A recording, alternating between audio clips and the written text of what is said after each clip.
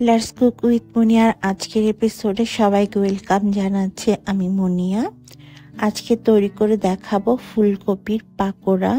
আর এই পাকোড়াগুলো খেতে অনেক বেশি মজার। শীতের সময়ে বিকালে চায়ের সাথে খেতে তো খুব ভালো লাগে এই মুচমুচে পাকোড়া। চলেন দেখি কিভাবে বানাতে হয়। এখানে আমি মাঝারি সাইজের একটা ফুলকপি কেটে ছোট টুকরা করে নিয়েছি, তারপর ধুয়ে নিতে হবে। ফুলকপির মধ্যে দেখবেন অনেক সময় পোকা থাকে, সেই পোকাটা দূর করার জন্য আমি একটা বোলের মধ্যে নিয়ে নিয়েছি পানি আর দিয়ে দিলাম 1/2 টিস্পুনের মতো লবণ। এখন লবণটা পানির সাথে ভালোভাবে মিশিয়ে নেওয়ার পর কেটে ধুয়ে রাখা ফুলকপিগুলো দিয়ে দিতে হবে। এবারে এই পানির মধ্যে এই ফুলকপি টুকরাগুলোকে আমি 30 মিনিটের মতো রেখে দিব। এতে করে যেটা হবে, ফুলকপিগুলোর ভেতরে যদি কোনো ধরনের পোকা থাকে সেই পোকাগুলো বের হয়ে আসবে। এটা খুব সুন্দর একটা টিপস। যদিও আমি ফুলকপি কাটার সময় ভালোভাবে দেখে নিয়েছি যে পোকা আছে কিনা। 30 মিনিট পরে আমি পানিটাকে ফেলে ফুলকপিগুলোকে আবার ধুয়ে নিব, কারণ ফুলকপির মধ্যে কোনো পোকাই ছিল না। চুলায় একটা প্যানে আমি পানি ফুটাতে দিয়েছি আর পানি থেকে বলক আসতে শুরু করেছে। ঠিক সেই পর্যায়ে ফুলকপির টুকরাগুলোকে দিয়ে দিতে হবে আর ঘড়ি ধরে মিডিয়াম টু হাই হিটে 3 মিনিট বয়েল করতে হবে। এর চাইতে বেশি বয়েল করবেন না, তাহলে কিন্তু পুরোপুরি সেদ্ধ হয়ে যাবে আর পাকোড়াগুলো কিন্তু খেতে ভালো লাগবে না। 3 মিনিট আমি বয়েল করে নেওয়ার পর এখন গরম পানি থেকে ফুলকপির টুকরাগুলোকে তুলে নিচ্ছি। আর এভাবে করে কিন্তু একটু ভাপিয়ে নিবেন, এতে করে খুব তাড়াতাড়ি এই ফুলকপির পাকোড়াগুলো সেদ্ধ হয়ে যায়। এখন ব্যাটারটা তৈরির জন্য নিলাম 1 কাপ পরিমাণ বেসন, সাথে দিয়ে দিচ্ছি 1 টেবিল চামচ পরিমাণ ধনেপাতা কুচি, তবে এটা অপশনাল, থাকলে দিবেন, না থাকলে না দিলেও চলবে। এখন এর মধ্যে দিয়ে দিব আমি কিছু মশলা। প্রথমে দিয়ে দিচ্ছি 1/2 টিস্পুনেরও কম লবণ, দিয়ে দিচ্ছি কালো জিরা 1/4 টিস্পুন, যদি থাকে দিবেন, না থাকলে কোনো সমস্যা নেই। এবার দিয়ে দিচ্ছি আমি 1/2 টিস্পুন মতো লাল মরিচের গুঁড়া, 1/2 টিস্পুন হলুদের গুঁড়া আর 1/4 টিস্পুন জিরা গুঁড়া।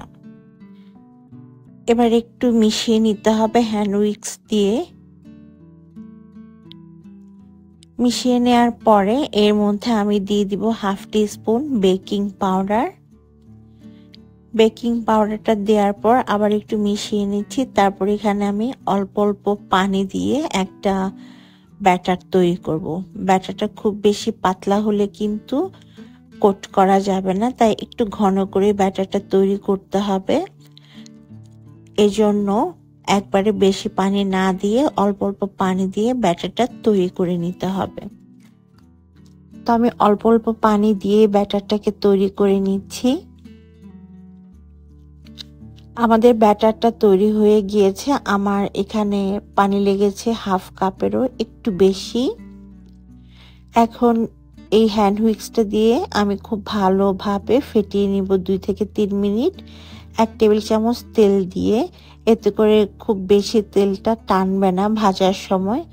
এভাবে ভালোভাবে ফেটিয়ে নেবেন, এতে করে খুব সুন্দর ফুলকো হবে আমাদের পাকোড়াগুলো।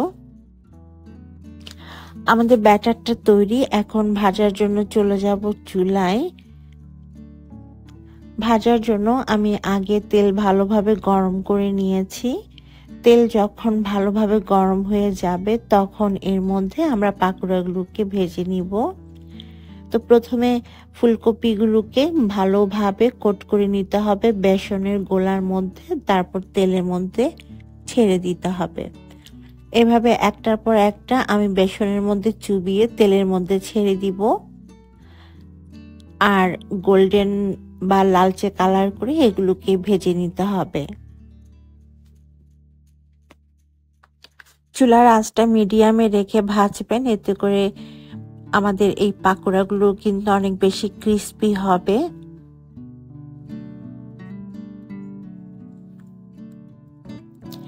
এক পাশে ভাজা হয়ে গেলে অন্য পাশে উল্টে দিতে হবে আর উল্টে পাল্টে ভাজতে হবে।